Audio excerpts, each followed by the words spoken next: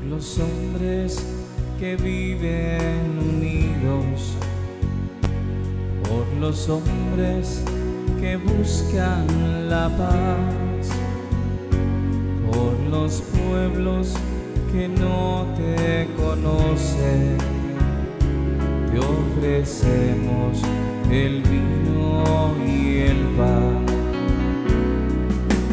Pan y vino sobre el altar, son ofrendas de amor. Pan y vino serán después tu cuerpo y sangre, Señor. Orad, hermanos y hermanas, para que este sacrificio